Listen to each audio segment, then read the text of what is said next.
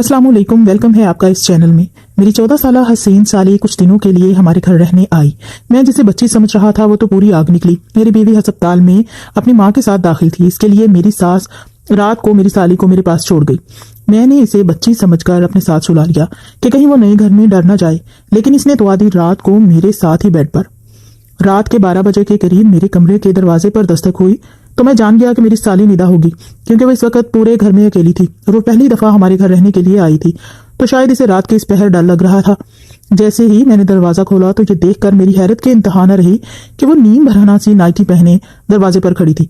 मुझे देखते ही कहने लगी कि अरशद भाई, मुझे आपके घर में बहुत खौफ महसूस हो रहा है, क्या मैं रात आपके साथ आपके कमरे में गुजार सकती हूँ?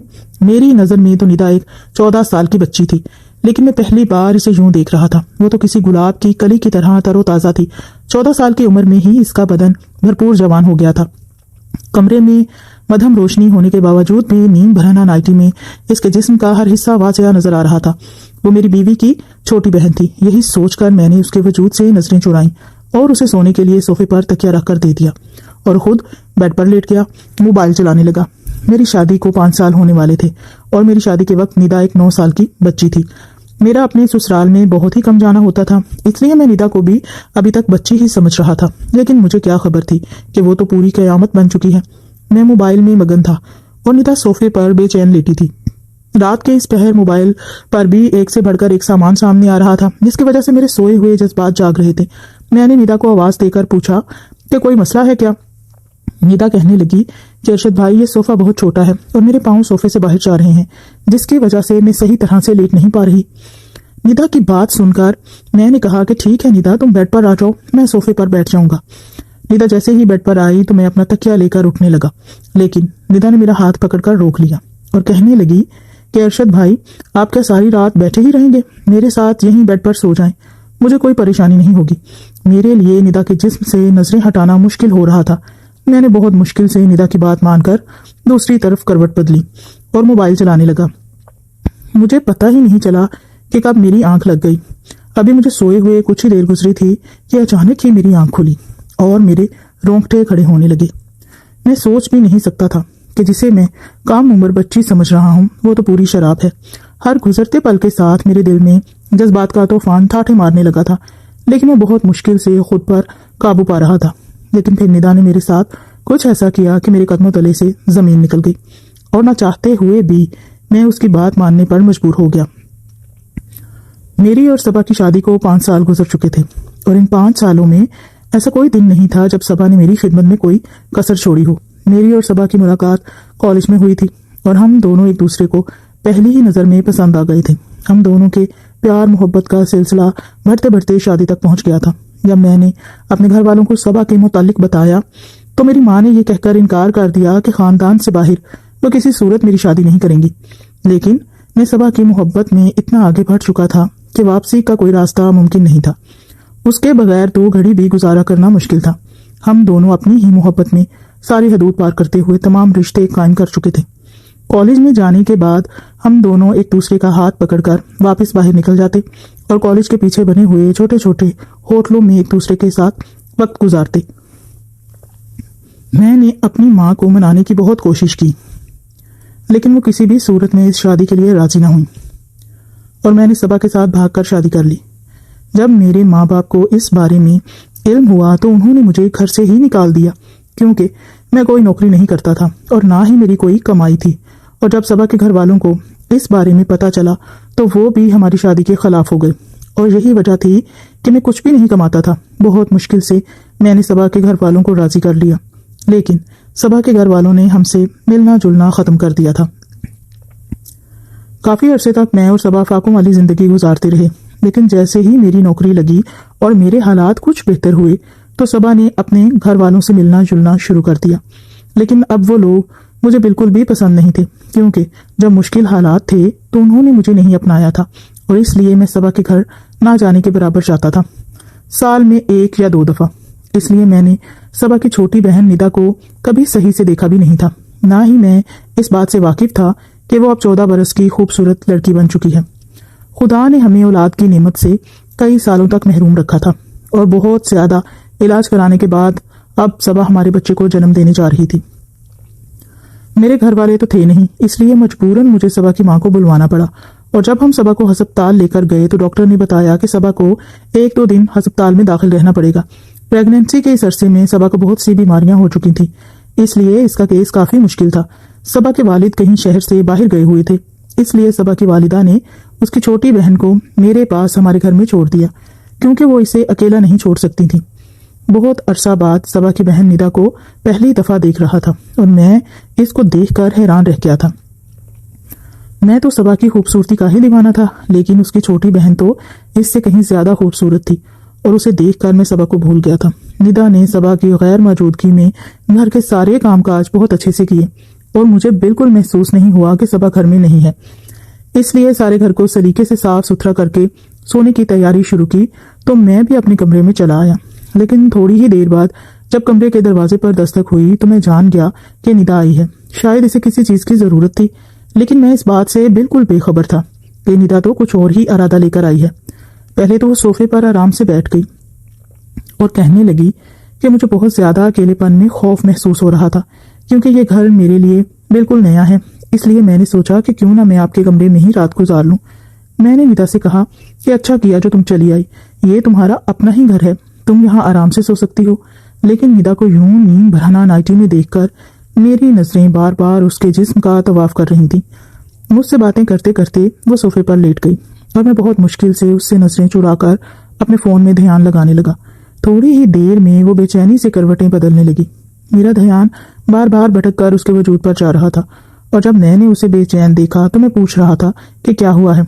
वह कहने लगी कि ये सोफा बहुत ज्यादा गैर आरामदेह है और मैं इस पर आराम से सो नहीं सकती। ये सुनते ही मैंने उससे कहा कि वो बेड पर आकर सो जाए और सोफे पर मैं सो जाऊंगा। वो जैसे ही बेड की तरफ आई तो मैं उठने लगा। निदा ने फौरन ही मेरा हाथ पकड़कर कहा कि अरशद भाई, आपको तकलीफ उठाने की क्या जरूरत है, ये आपका अपना ही घर है। मैं एक तरफ लेट जाती हूँ, दूसरी तरफ आप लेट जाएं। मैं निदा की बेबाकी देखकर हैरान रह गया था, लेकिन मैं खुद भी आराम करना चाहता था। सारा दिन सबा के पीछे मैंने अस्पताल में काफी भागदौड़ की थी, इसलिए मैं बेड पर एक कोने से होकर लेट गया और अपना फोन देखने लगा।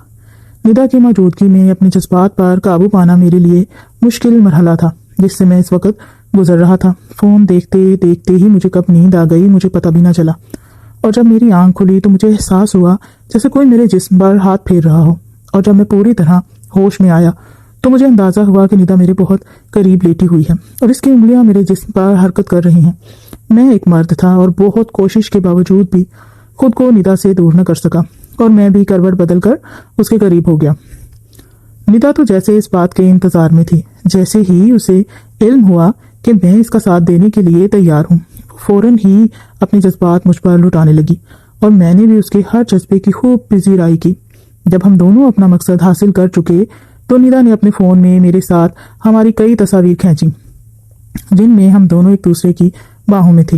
निदा के साथ रात गुजार कर मैं ऐसे मसरूर था जैसे कोई किला फतह कर लिया, लेकिन मुझे क्या खबर थी कि यहाँ से मेरी बर्बादी का आगाज होने वाला था।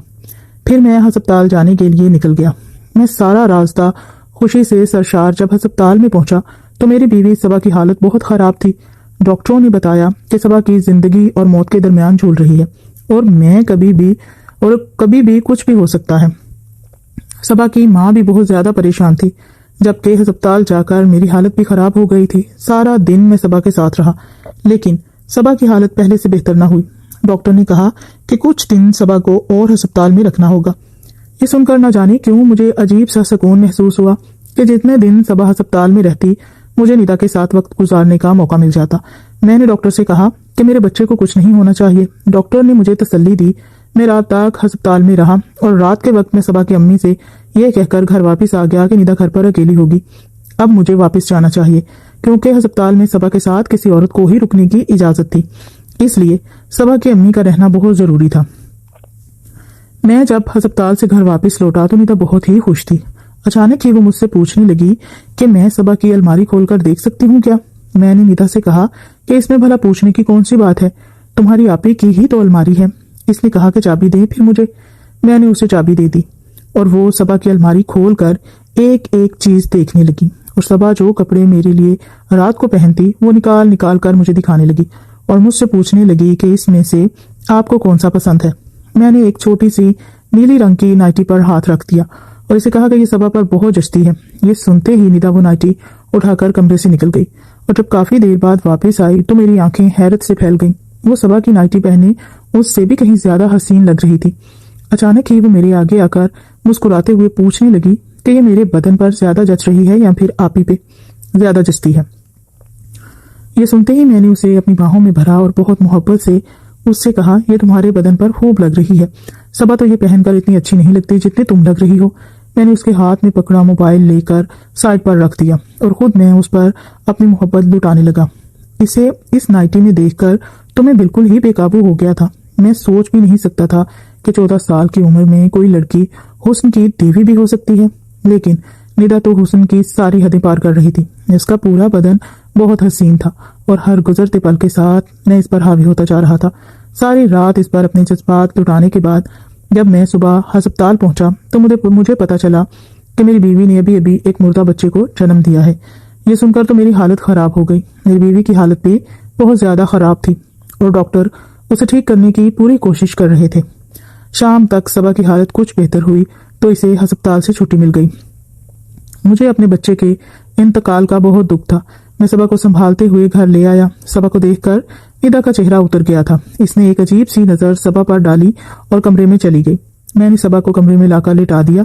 इसकी अम्मी ने मुझे सबा की दवाइयों से मुताल्लिक आगाह किया। मैं सबा की अम्मी के साथ बाहर लॉन्च में बैठ गया। उनकी बातें सुन रहा था कि जब मैंने निदा को सबा के पास जाते हुए देखा मुझे कुछ खौफ महसूस हुआ, लेकिन मैं जानता था कि निदा ऐसी कोई बात सबा के आगे नहीं कहेगी। थोड़ी ही देर में निदा वापस आई और अपनी माँ से कहने लगी कि चले अम्मी, अब हम घर चलते हैं। और वो दोनों अपने घर वापस चले गए। मैंने निदा को आखिरी बार अलविदाई नजरों से देखा क्योंकि मैं जानता था कि अब हम दोनों का मिलना बहुत मुश्किल है। निदा को जाता देखकर मैंने एक ठंडी आह भरी थी। थोड़ी देर बाद जब मैं दूध का ग्लास लिए अपने कमरे में पहुंचा तो सबा गुमसुम सी बैठी हुई थी। मैंने उससे कहा कि कोई बात नहीं, अगर एक औलाद चली भी गई तो हमें अल्लाह दोबारा औलाद से नवाजेगा। मेरी बात सुनकर सबा ने मुझे बहुत अजीब नजरों से देखा और कहने लगी, जो मैंने खो दिया है इसे दोबारा पाना मुमकिन ही नहीं। सबा के लहजे ने मुझे चौंका दिया था। मैं उसके आगे ही बैठ गया और उसे कहने लगा कि ऐसी बात क्यों कर रही हो। सबा कहने लगी कि निदा मेरी सगी बहन नहीं है बल्कि वो मेरी फुफ्फो की बेटी है, जिसे फुफ्फो के इंतकाल के बाद अब्बा हमारे घर ले आए थे। लेकिन निदा को बचपन से ही मुझसे बहुत नफरत थी क्योंकि घर में हर चीज मेरी थी और इसे वो हर चीज चाहिए होती थी जो मेरे पास होती थी। अब्बा ने कभी इसे किसी चीज की कमी महसूस न होने दी, लेकिन इसके बावजूद भी वो मुझ पर हसद में मुब्तला रही। इसकी नजर हर इस चीज पर होती जो अब्बा मेरे लिए लाते या जिसे मैं पसंद करती।